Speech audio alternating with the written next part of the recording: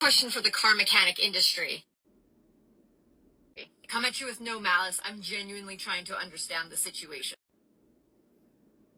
You take it in, they'd look at it, they'd let you know how much it was, and then you decide whether you want them to fix your car, right? It depends what it is. There are still some shops that will provide that service at no cost, such as a battery test or a brake inspection. This time they're like, oh, well, it's $150 to look at the car, and then after we diagnose it or whatever, you can apply that $150 towards labor. This is true, and it's common business practice. A shop will have a diagnostic charge and then accredited it towards labor. Some shops will charge diagnostics separately. I don't expect you to work for free.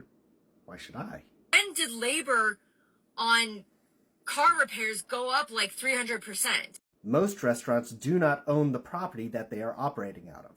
They rent it from a developer. And that's exactly how most auto shops operate. The reason why labor is up 300% is because rent is up 300%. Insurance is up 300%. Waste disposal is up 300%. Hell, the toilet paper is up 300%. Labor cost was close to $700. $700 in San Francisco is going to mean something completely different to Bumblefuck Nowhere, Arkansas.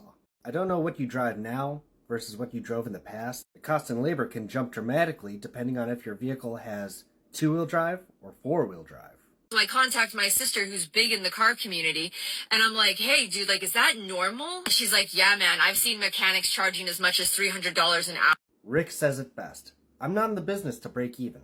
I gotta make money too. Like, who makes $300 an hour? Doctors? Lawyers?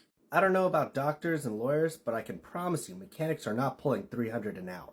$300 per hour is the shop labor rate. The mechanic is pulling about $13 to $50, depending on the skill of the mechanic. Yeah, there are some mechanics out there who earn less than a snot-nosed high schooler that's working at Burger King.